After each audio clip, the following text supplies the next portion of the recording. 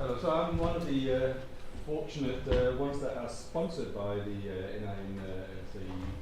network through a bigger project that we have called Brazil Coast.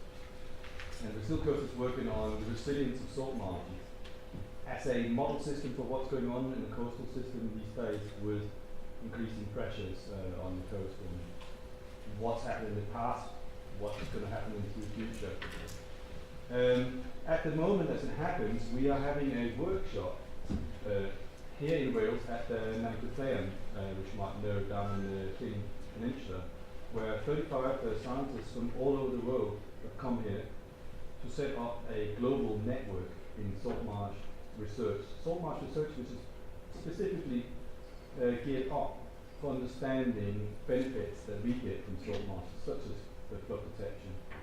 And these people are sitting amongst you here, or some of them sitting amongst you here, are the absolute top experts from around the world. So it's been fantastic. In the last 2 days, we have tried absolutely everything. We've changed venue because we couldn't access Nant Gwrtheyrn in the ice and snow, so we had to shift to a different hotel. And then we now shifted to the right place, Nant Gwrtheyrn, and I have had a really productive workshop so far. Iris is part of this workshop. Iris Miller from Cambridge University is today's speaker. And I've known Iris for about, how long have we known each other? About 7 years or something like that? No, more than that. Probably 10 years ago, something like that, we met first. Iris is one of the absolute world's foremost people in terms of understanding what natural ecosystems do for us, for coastal protection, for crop protection.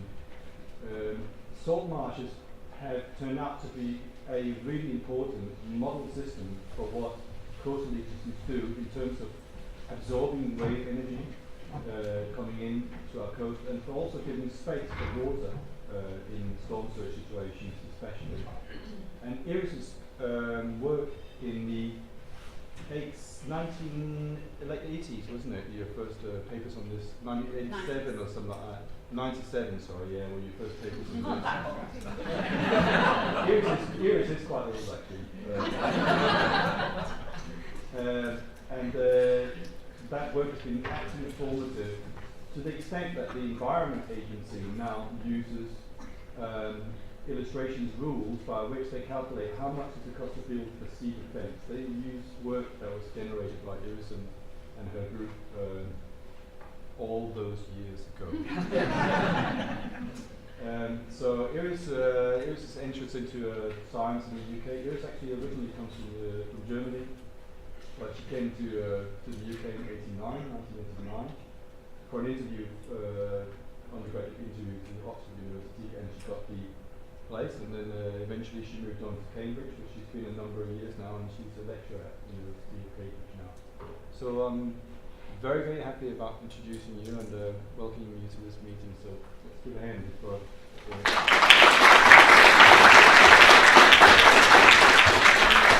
yeah. Good. So in between Oxford and Cambridge, I actually was in Swansea for a year, so it's really nice to be back in Wales. I know the north is very different to the south. I've spoken to the taxi driver this morning, so you might as well have been in London. but no, I love Wales, and it's a pleasure to be back here, and thank you everybody for turning out on a cold and dark evening. So as Martin said, he invited me to give this lecture as I was here as part of our research meeting as well, and he suggested that I speak on this title, and I said yes, without really thinking about the title. That's not what you should do.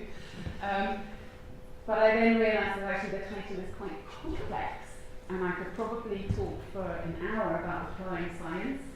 I could probably talk for another hour about nature-based stuff, and for another hour about coastal protection.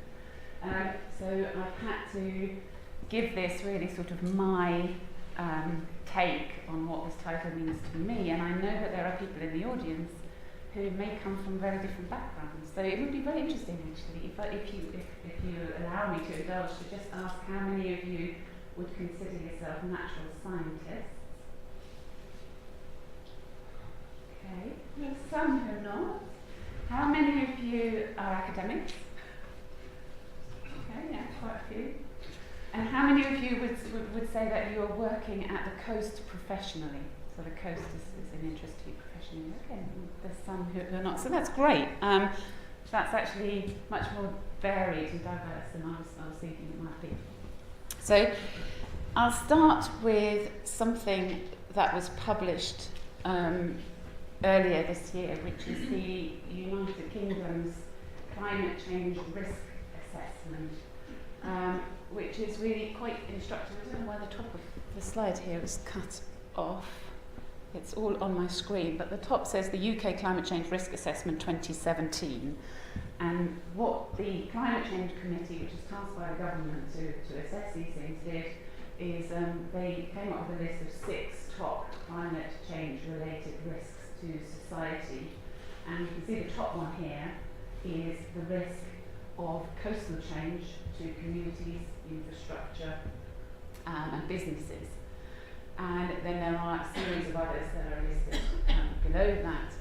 But coastal change appears at the very, very top. So it means that really thinking about coastal protection is extremely important. Yeah, thank you. Yeah, so we are at the top here, okay. So before we carry on, just to kind of outline a little bit of my thinking about this title, which was giving me a bit of a headache. And the first thing I started to think about in here is about coastal protection. What actually does coastal protection mean to people? And I guess when I think about it, coastal protection really involves a couple of things. It involves the protection, clearly, of assets and people, but that might be assets that are not human-made. It may be assets that are actually natural environments that are important to us in some kind of shape or form. And the second point really is, well, there's 3 actually here. So the second one is protection from what? Protection from flooding. It's one of the things. And that's caused by high water levels. It could be caused by groundwater rising, so it could be rainfall in combination with some marine driver, the breaching of barriers, which will then lead to the very rapid flooding of landward-lying areas, and erosion, of course, and the loss of land and the loss of what might be a sort of buffer area for us to protect us from extreme events. And we've seen the demonstration of some of those extreme events in recent years here. That's Sennen Cove in Cornwall. And then we've had the 1953 storm surge on the east coast of the UK, which you can see in the top 2 slides, top right-hand 2 slides here. So that's coastal protection, but what about nature-based coastal protection? If you go and look at definitions of nature-based coastal protection, you come across a whole range of different definitions. There's people who define nature-based coastal protection very much from a perspective of nature conservation. So you get people like this here, like Narayan, defining it as the restoration projects that specifically include coastal protection as an objective. That's a very nature conservation focused definition. You might be an engineer, you might be the US Army Corps of Engineer, and you might define it in a much more engineering sense. Nature-based features are those that may mimic characteristics of natural features but are created by design, engineering and construction to provide specific services such as coastal risk reduction. Or, and this is quite interesting, you might be the UK Environment Agency and you might actually define it in a much broader sense, something that the scientists amongst you might feel more comfortable with. You might define it as working with natural processes to protect, restore and emulate the natural functions of catchments, floodplains, rivers and the coast. So there's overlap between these definitions, but they are fundamentally and interestingly different. And the third part of the title, of course, is about applying science. And when I started to think about that, I was thinking, well, you could apply science to education. You could go out and do what I know some of you in the audience do, and you do public engagement, you try and engage people. all through society in different ages. You might be applying science to engineering, which is the traditional way in which we sort of manage our coastal protection, if you might argue that. Or you might apply science towards the planning and management of the coast. All of these are applications of science or scientific knowledge. Or you might apply it to policy, and Martin has just mentioned that some of the work that I've done has made it into a government white paper, and the Lawton report and then the government white paper, and then sort of fed its way through into policy areas. And all of those are interesting, and all of those could probably take an hour of a talk. Okay, I should have a look as to when I started. So I had to make a decision as to how I focus this, and I've inevitably left things out. But hopefully I'm not going to speak for all too long, so that you all can have a say, and we can have a really good discussion at the end with your perspective on these things. For me, natural coastal protection has involved the study of coastal landforms. I'm a geomorphologist. That's somebody who studies the dynamic of landforms, not necessarily at the geological timescale, but over much smaller, shorter timescales, maybe decades, maybe to 100 years or so. And the particular environments that I've been interested in have all involved a very heavy biological component. So things like coral reefs on the top here, salt marshes, mangroves, and beach and dune systems. And when I look at those kinds of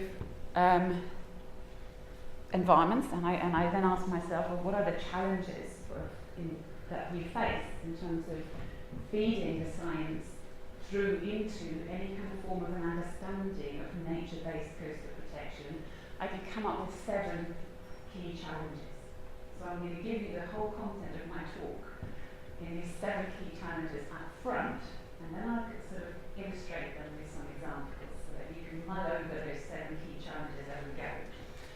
Okay, so the first challenge here, which might seem extremely obvious, but I think it's actually at the core, fundamentally the problem in a lot of the understanding by anybody about the application of nature-based coastal protection, is the fact that coastal flooding and erosion are in fact completely natural processes. They are what is the coast. The coast wouldn't be there, it wouldn't look like it does if we didn't have flooding and erosion. It becomes a problem only, and really only, for us as humans when we put ourselves or our assets in nature's way, in the way of flooding, in the way of erosion. And that picture on the right-hand side here is taken in Cartagena, in Colombia, where I had a PhD student who did a project on coastal vulnerability, and she dug out this picture from the 1940s, and then she came back and she said, look at this, I found it, look.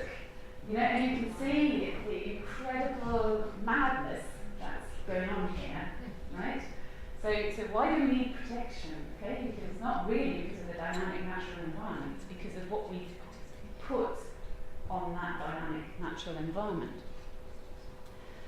But sometimes, and I've alluded to this earlier already, sometimes we depend on the natural environment for our livelihoods, and I'll give you some example of that as well. And then, of course, it also becomes a problem when that dynamism happens around natural landforms or natural systems that we draw the goods from or that we depend on in some kind of other way. And Martin alluded to ecosystem services earlier.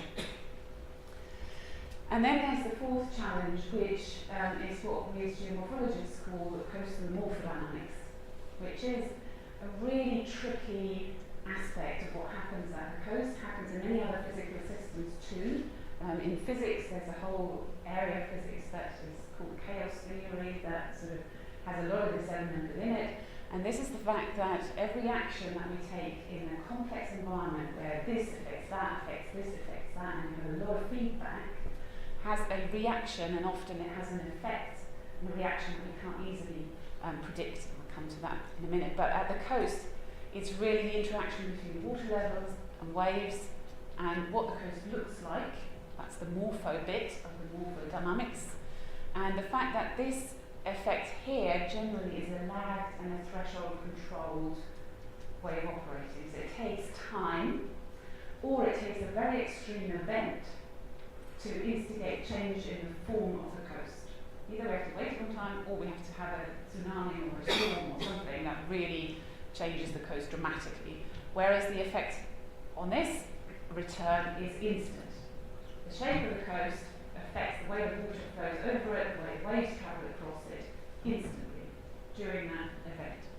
And to marry these two up in any kind of model is really difficult. So the fifth challenge has to be to do the science that can do that, to do the science that can inform how that morphodynamic principle works. To do the science that can tell us that if you have a storm here on Narrabeen Beach in Sydney, you know, after the storm, the vegetation and the dunes and the whole beach might be instantly gone. It's an extreme event, it's threshold controlled, and then you're into a completely different way of operating. And then the next challenge, therefore, has to do with, if we try and do that, we very quickly find that prediction is becoming extremely difficult. And we know that from other areas of natural sciences. We know that meteorologists don't predict the weather for much further ahead than the next 5 days. Otherwise, I would have got stuck in Brussels on Monday night and turned up late here, right? So we know that prediction, when you have systems like that, is incredibly complex. So prediction is always uncertain. And therefore, and this is the seventh and final challenge that we have to get to grips with, coastal protection plans are always risk-taking. Whatever we do, if we build a seawall, build hard structures, there's always an element of risk involved. It's just that we haven't been used to applying it to natural systems necessarily. Okay, so those are my 7 challenges. And by the way, if you've got any sort of big issues with any of those, please raise your hand and answer the question. We've got enough time, I think. So first challenge, some examples. Okay, what was the first challenge? Coast is dynamic. Some of you in here will be involved in a project that we had out in Morecambe Bay, where we measured sediment changes, bed level changes on the tidal flat. This is my postdoc, Elizabeth Christie, who went back to do some work out in Morecambe Bay at one of our field sites earlier this year. And these things here are sticks that we put in. They go all the way down to bed, not necessarily bedrock, but to a heavily compacted sediment.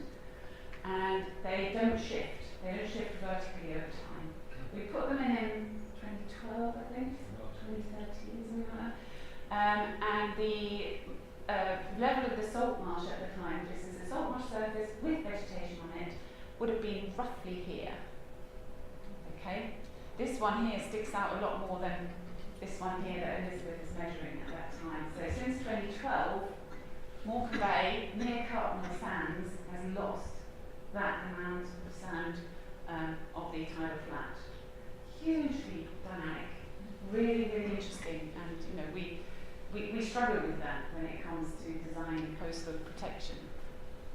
And the other thing we struggle with, and I was having some conversations over the drinks just now, is the spatial scale of the implication of this dynamism, which is that if erosion happens in one place, it may actually build something that ends up being a coastal protection in another place. And our administrative boundaries are really ill-suited to account for that. And that's particularly obvious where you have designations, nature conservation designations in places, that were put in before the dynamic landform changed its position. There's a really nice place on the East Coast where we do a lot of our research, which is called Benneker Ness. It's a dune system, sandy dune and beach system. And Benneker Ness used to be down here with a sort of wide beach. It used to look exactly like this feature that's now, funnily enough, a lot further north. And as a result of it being down here, all of these nature conservation designations here were put in place to protect the dune and the beach environment. The feature is now up here. So that green here is still a site of special scientific interest, but the nature reserve boundary is still down here, and it hasn't shifted. Okay, so how do we deal with that when we think about nature-based coastal protection, if we think that these kinds of features give us that sort of protection? So I'm sorry again that you can't see the top here, but that is the second challenge, which is the transformation into a human problem. And there's perhaps no better example of that than the coast of Louisiana. And what you can see here is the mouth of the Mississippi. Going down here, you can see New Orleans over here, for those of you who just travelled a hugely long distance from the States. That's what I just captured. I had Australia in here, and I've got the US in here. And these areas here are the areas that are predicted to experience land loss. A lot of them are intertidal wetlands, a lot of them are salt marshes, intertidal flats. And these are losing sediment because the Mississippi has been fixed in place for many decades now. When it used to be switching its position in its delta building position over time, geologically speaking, we're fixing it in place by levees and hard constructions that mean that any of the sediment that comes down the Mississippi, which is also a lot less than it used to be, ends up in deep water and doesn't have an opportunity to feed those wetland areas. Those areas that are experiencing the land loss and that are predicted to be gone by 2050 sit right in front of the city of New Orleans. Okay, so we put a massive megacity, a big city, I'm not sure if it classifies as a megacity, but we put a big city right in a position that makes it extremely vulnerable given how we've altered the natural environment. And these here are the flood depths of the inundation during Hurricane Katrina in New Orleans. And you can see that the depths here were over 10 feet in some areas. So, challenge to, good example here. Human dependency is the third one. The fact that often we actually may not have modified the human environment in a way that we've put a city somewhere, but certainly people are living somewhere where they are dependent on a natural coastal feature, a landform, an ecosystem that they fundamentally need in order to sustain their livelihoods. These pictures here again are from Carmen, La Cambra in Colombia, and you can see that these are really kind of very vulnerable communities that when you get a storm or a hurricane in those kinds of places, these people really lose their livelihoods, but also even if they are not affected, if the ecosystem disappears, their fishing economies are affected directly. And if you think about whales, of course, you might think that it might not matter if we can't buy salt marsh lamb, or we might have to have our lamb on slightly different salt marshes than they used to be on because these systems are dynamic. But elsewhere in the world, it's really a kind of fundamental, critical issue about life or death, just if the ecosystem switches its position.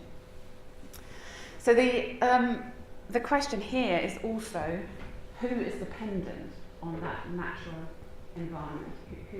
Whose dependency? Human dependency on that environment is important, and in some people's eyes or spheres, it may actually be that environment gives us an aesthetic kind of value, that it gives us, in the case of the RSPB here on the East Coast, it gives us a value in terms of nature conservation for a specific set of species. In this case, it's birds.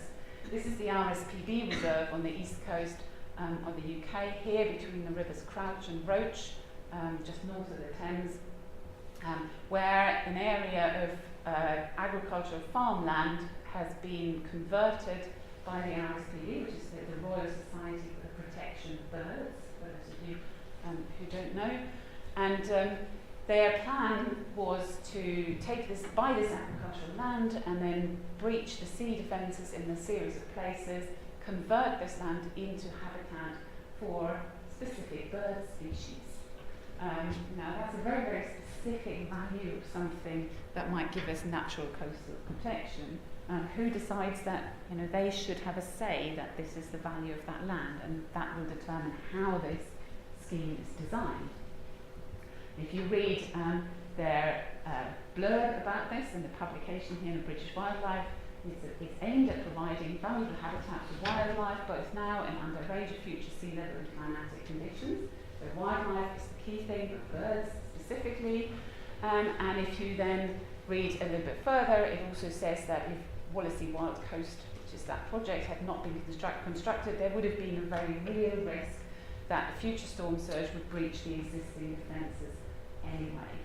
So it's the kind of recognition that something here is of value to us. It's a natural environment. How natural actually is it by the time we design it for a specific purpose? That's something we can discuss. But these are sort of interesting considerations and certainly relate to the challenge of how do we deal with a dynamic environment when the environment itself that we are creating or sacrificing or however you might call it has value to us. And then we have the challenge of morphodynamics. And there's a really interesting example here that links into that case study that I just used. And that's the example of Freeston Shore on the east coast, which is another one of those schemes where the sea defences have been breached to recreate coastal habitat for birds, largely. Again, the RSPB and Natural England involved. And that site was designed to achieve that objective, but when it actually flooded, and you can probably think quite easily about that when you look at this picture here, there's a lot of water that entered that site on the high tide through these 3 breaches here. When the tide then goes out, where does the water go? Well, it flows out through the breaches. It's got a constrained entrance. That's one of those breaches. All the water has to go out through those 3 breaches. Is it surprising that as a result the landform adjusts to that change in the physical dynamics of the water flow speeds during the tide? So we actually measured a change in the width of the creeks that go over the old salt marsh seaward of that breach from 3.2 to 13.5 metres after that breaching. So you were losing valuable, mature coastal salt marsh as a result of that intervention. No one had really thought about that ahead of the time. It's this understanding of that feedback between the form and the process that didn't quite make it into that. Now, my next challenge was one of doing the right kind of science. What kind of if we want to apply science to nature-based coastal protection, we have to make sure that we do the science that can be applied. And I thought I'd give you a little bit of a story here of the wave dissipation evidence that has then made it into the nature-based coastal protection policy in this country. And it's interesting because, as is often the case, it starts with ideas. So there's a theory of how waves travel over a surface. And the theory of how waves travel over a surface is really quite clear. It's been studied within physics for a long time. It basically means that if you have a surface, any kind of surface, you put water on top of it, you generate waves that travel in a particular direction. The waves are a circular water movement underneath water level. They reduce in amplitude with depth. So in deep water you can dive down and you won't feel the waves. But when the waves reach the shore in shallow water, they will start to interact with what's on the bottom. And so as the water gets shallower and shallower, the waves get dampened by friction because they hit an obstacle. If you rub your hands together, you generate heat, friction, energy gets transformed into another form, type. So when you then get into even shallow water, specifically when you get to somewhere where there's obstructions within the water, the drag around these obstacles will also take out some of that energy. And the physics around water flow around vertical cylinders, simple geometric objects, is very well defined.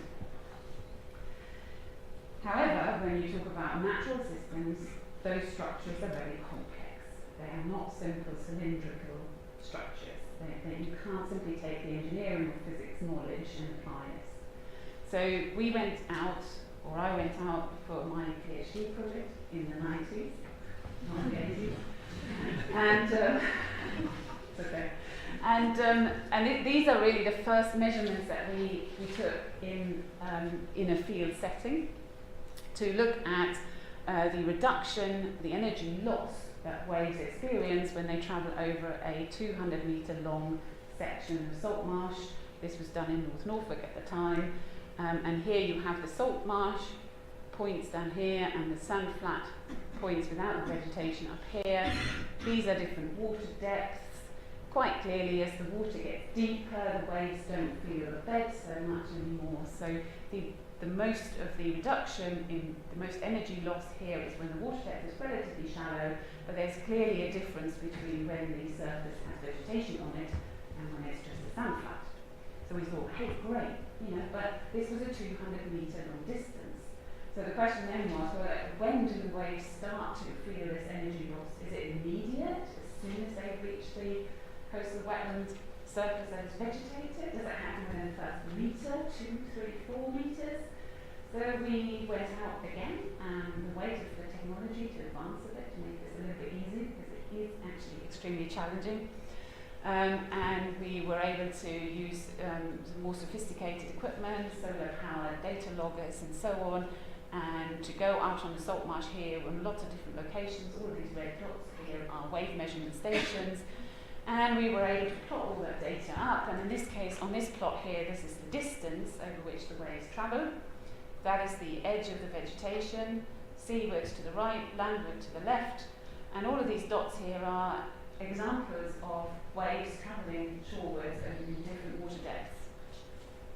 And you can see that there are sort of bands of wave energy loss. Some of the conditions really lead to quite a high loss even over the intertidal flat, but certainly once you get over the salt marsh, the waves lose a lot of energy very rapidly. Now then we thought, okay, this is great, but we've not actually been out there during storm surge. We need to go somewhere where big events happen, really big storm surges, because otherwise we can't prove this has any policy relevance. We can't apply this science. So we thought, great, let's go to the Baltic, because you get big storms in the Baltic, right, in the winter, really big storms. And we also have an opportunity there to look at the comparison between reed beds and sea salt grasslands, which are very different sort of vegetation types. So we went somewhere where you had reed beds, and then next door, pretty much very close together, we had salt grassland, which is much shorter vegetation. And in the winter, they get completely submerged when low pressure systems track through the Baltic. It's non-tidal, but atmospheric conditions can be such that you get really deep water levels. And you certainly get quite significant waves in those environments. So we put all our equipment out there and we waited. And then we waited, and great, we got a storm. But we didn't get any data because the storm destroyed all of our instruments. Okay, thousands of pounds. I wasn't very popular that year. Thousands of pounds worth of equipment trashed. So you've got to do it differently. Okay, so the story continues. So what do? Well, right. We've got to somehow crack this problem. We've got to generate a big event somewhere, or yes. There's a big, massive wave plume in the city of Hannover in Germany. It's 300 metres long. It's 7 metres deep. 7 metres, get this, it's like bigger than the lecture theatre here. It's 5 metres wide, and it has a wave paddle at the end that allows you to generate completely realistic storm surge conditions as if you were in the North Sea. Okay, we know exactly what the wave spectrum looks like. There might be people in the room here who know what a John Swap spectrum is of waves. That's what we generated at the back here. And yeah, good, but we want the salt marsh in there. How do we do that? Yeah. Artificial plants, not really quite the same. Okay, we don't want vertical cylinders because the physics of vertical cylinders is really well defined. How on earth do you do that? It turns out you need some very, very, very nice people in Hamburg University. Steffi's laughing a little bit, she knows what I'm referring to, who can talk to engineers who just happen to be doing some sea defence works on the northern Wadden Sea coast of Germany, and who were just really happy to dig out a marsh for us in the process. So they took their diggers and they dug the marsh out.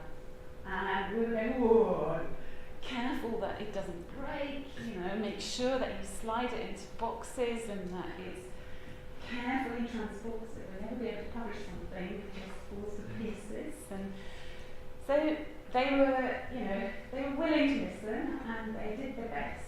And we had a bit of time to leave the marsh to get a little bit consolidated if there was any disturbance here. We had a couple of articulated lorries that carried 220 euro pallets worth of salt marsh to the wave flume. And then we ended up on the wave flume, and you'll get an impression of how long this took here, because 1 second in this video is an hour in reality. Okay, so I'm not going to get you to count the seconds, but and I'm not sure this will probably only work if I go here. This is a time lapse, and this is what then happened. Okay, that's all of us here. 21, 22, 23, 24. Okay, so it took a long time. It took a long time. And we were all, you can see how many people had to be involved there. We had to be extremely careful. All of the marsh blocks were brought into the flume on these pallets. They hadn't been moved since they were collected. We then took the sides of these pallets off. You can see it on here. There was a sort of operational chain going. The pallets were taken off. They were then put on a crane, put into position, and then you had a cheese slice mechanism pushing them off the pallets with a geotextile underneath to make sure that they didn't compress or anything. So we ended up with 200 square metres of the northern German salt marsh, consisting of 3 different species in the wave flume. And we found that the title here got cut off again. We found that it effectively reduced waves at some cost. Because we lost, who was it? Somebody was telling me that you don't like killing animals, yeah?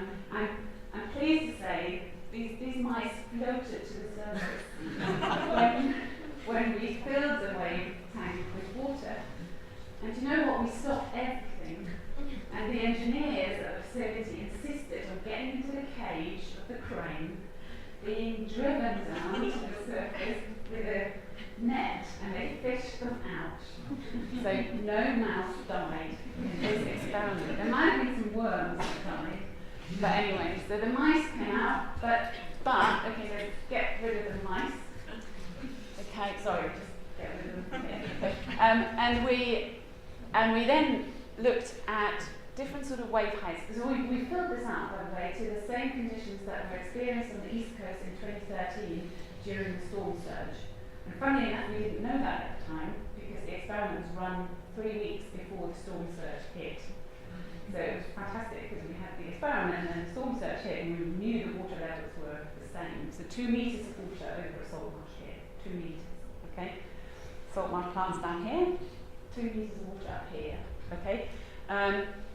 We then measured the degree to which the waves were reduced in percentage here over that section for different wave heights that we generated. And you can see that over the 40 metres of the section here, for waves that are about 30 to 40 centimetres in height, in that big water depth during the storm surge, they were reduced by about 15 to 20%. And then we drained the water out, and we ran all of the experiments again with no vegetation on the section. We went out and we manually mowed the section so that we weren't disturbing the sediment. It took a long time. Certain people spent more time on this than others. But it was worth it because we then reran the experiments and we saw that actually the wave reduction was much, much less just by removing the vegetation. And so 60%, we were able to say that 60% of the wave reduction was due purely to the fact that there was vegetation on the surface. Now these waves are really, really, really big, and the plants were moving about like crazy through the underwater window. We could see this, and then the underwater window was actually quite murky and we couldn't see so much anymore. But we went out and we collected any of the plant material that got broken off and floated up. And we found that a lot of it broke off, but not a huge amount over the duration of these experiments. We can go into the detail later.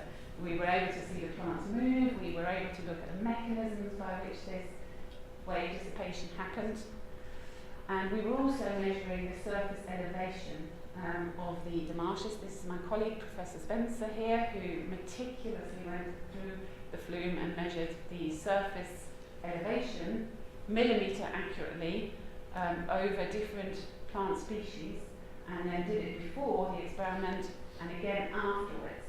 This is after we'd mowed all the plants off. You can see there's still a bit of stubble here. We can have a nice discussion about that later if you like. But we certainly found an indication that this is the elevation change in centimetres. So it's really, really, really small over the duration of the whole experiment, but it seems to be related to different species. So Atriplex, Coccinelia and Elymus, so 3 different marsh species, and then we've got the bare surfaces here. And you can see that there's a slight variation in the effect that these species have. So that's all very well, and that's an example of how we can use our science and apply our science and make it quite powerful. It's been a really long story, and we got there in the end. But there's still a huge amount of uncertainty, and this was my challenge 6. Really the question is how long before vegetation recovers. It got broken off, it disappeared. Yes, fair enough. The marsh is still there, but how long does it take for the vegetation canopy to come back? It's clearly important. Does an increase in the frequency? We've got climate change happening, storm conditions changing. Does an increase in the frequency of high energy events affect how quickly it comes back? What happens next? When does the marsh start to erode? How resistant is the material, and what does that depend on? What about future sea level and climate scenarios with that? And we've, funnily enough, I said at the time I'd never do this again, but I have now a plan with together with several other Woodies here to go back to Hannover with a team of people to look at these kinds of thresholds. When is the wave energy so high that the vegetation starts to suffer? So we have these big uncertainties. It's not as simple as this. It is the fact that we have humans doing all sorts of things to this environment. We've got sea level rising, we've got the climate changing, winds, waves and surge levels changing, we've got sediment being altered. We saw the example of the Mississippi. We've got humans dredging offshore in channels, changing the offshore situation and the amount of energy that comes in from the waves and the water surface. So the final challenge here was one where we need to recognise that risk is always something that we accept in some shape or form. So we've always done that with sea defences, with hard structures. We need to start to do that with ecosystems or natural coastal environments. And we can only do that if we see ecosystems as components of a risk reduction strategy. We can do that either by looking at the impact. So, for example, if you think about sea level rise or storm, the occurrence of storms, in the worst case, you've done nothing, and that particular event has had a phenomenal impact. The natural environment and humans too will automatically adapt to that after that event, but potentially at a big cost. The other thing we can do is we can anticipate that impact, and we can adapt before that impact hits. Or we can react to it after we've had some anticipation of it, we have some initial impacts or initial results to that, and we react to that, and we end up with some residual impacts that are much, much smaller than they would have been if we had done nothing and not taking those natural features into account. Or you look at it by way of a risk staircase. You could say we have an initial risk, we place a natural feature there which reduces that risk. We then have another bit of risk left, which we address by having levees or flood walls further landwards. You might have something like this here and then a seawall. And then you might have some building codes to make sure that that land is used. It's at risk still, there's a seawall, but there's still a risk. you use that in some kind of shape, way that means that people and assets are less affected, and then as a very last resort you might have some early warning and evacuation plans in place. So climate science can be done if you go through all those kinds of steps to natural coastal protection. We can do it. And in fact, I was at a meeting on Monday at the European Commission, and there were some people there who were talking about climate change adaptation and others who were talking about disaster risk reduction. And we had a big discussion here that actually nature-based coastal protection really addresses both of those. We've got a way here of addressing them in one go, and it's maybe not surprising then that you think about the report of the Climate Change Committee, which they brought out in 2013, called Managing the Land in a Changing Climate, where they said that sea level rise is likely to increase the spending requirement for coastal defence to 200 million each year by 2030. That's a 60% increase on current levels. So they recommend to reinstate 10% of the coastal buffer zone, 60 square kilometres by 2013. They reckon that this will save 10 to 15 million a year until 2030, and that there will be long-term cost savings of 180 to 380 million pounds if that is done, with environmental benefits of 80 to 280 million.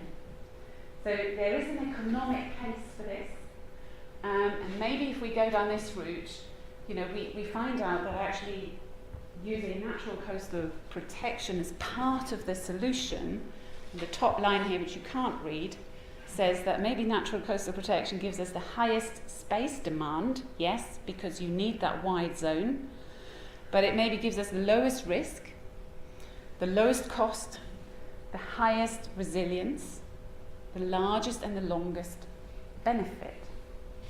So this is really something we might now want to think about after all that we know about the coast.